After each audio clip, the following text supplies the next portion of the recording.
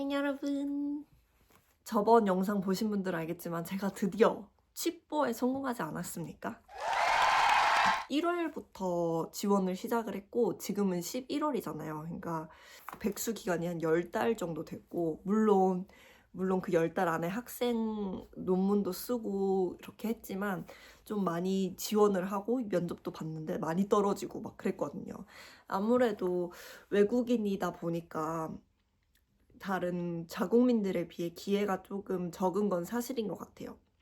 그래서 나는 외국인으로서 좀 더 경쟁력을 키워야겠다는 생각을 이번 기회에 엄청 많이 하게 됐어요.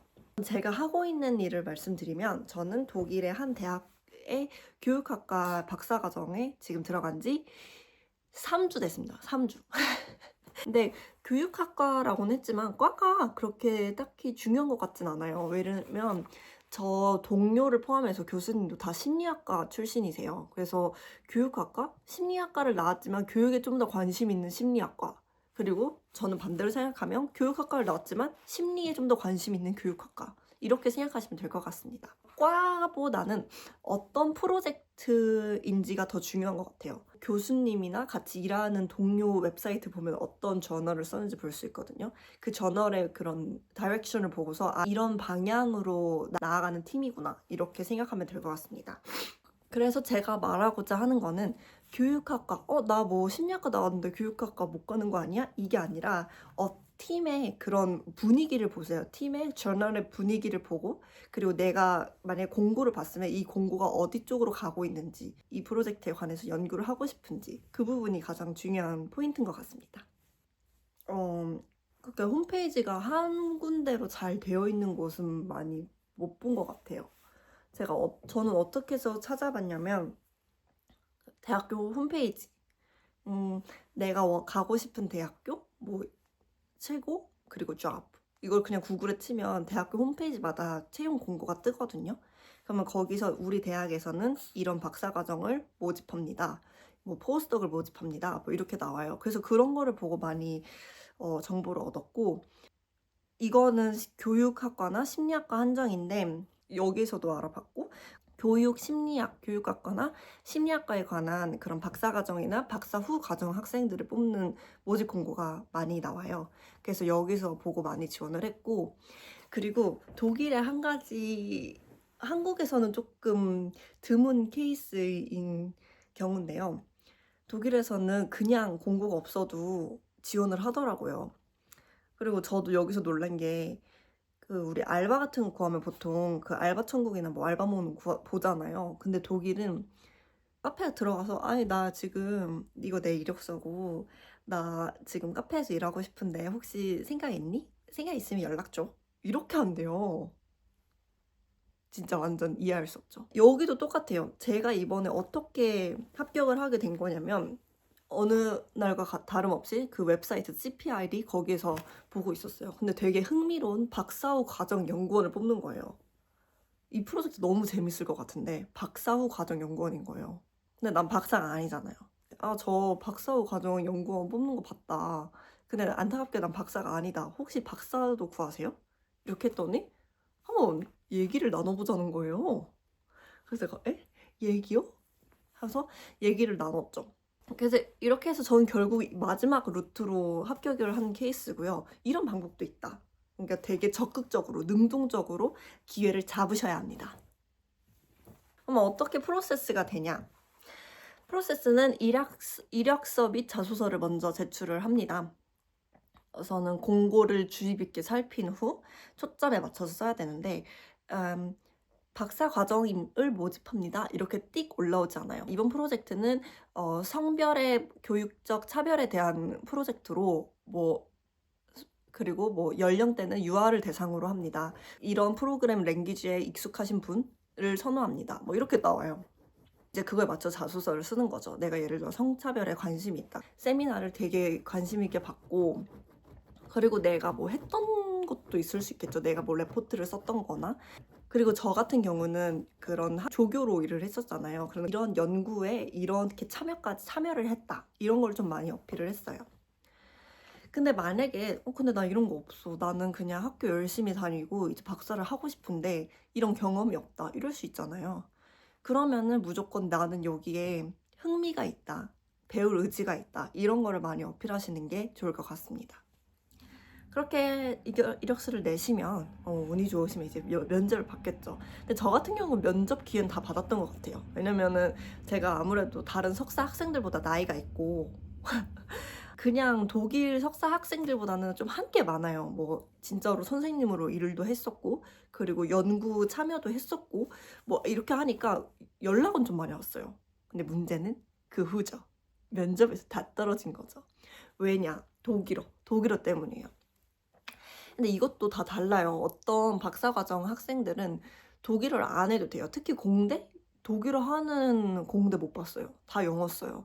근데 이런 사회학과 같은 경우는 독일어가 아직도 많이 써요. 내 연구만 하는 게 아니라 학사 애들을 가르쳐야 되는 조건도 있어요.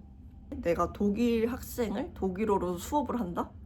이것 때문에 제가 많이 떨어진 것 같아요. 프레젠테이션 대학 다닐 때 했죠, 독일어로. 약간 내가 독일 학생을 독일어로 가르치는 거에 대한 그런 부담이 좀 있었고, 그래서 그 부분에 대해서 답변을 제대로 못한 것 같아요. 면접도 독일어잖아요. 그러니까 면접도 독일어로 나 진짜 너무 힘들게 하고 있는데 너 가르칠 수 있냐라고 했을 때 내가 자신감 있게 네, 이렇게가 철판을 깔고 했었어야 되는데 그게 안 나오더라고요. 조금 겉돌았는데요. 그 면접을 이제 보잖아요. 면접에서는 공통적인 질문은 내가 연구하고 싶은 분야는 뭔지, 내가 관심 있는 분야는 뭔지, 그리고 내 석사 논문에 대한 그런 설명, 양적 연구에서 어떤 방법들을, 어떤 메소드를 쓸 수 있는지, 이런 거는 공통적으로 다 물어보셨어요. 그리고 면접엔 두 가지 케이스가 있었어요. 제가 경험했을 때는.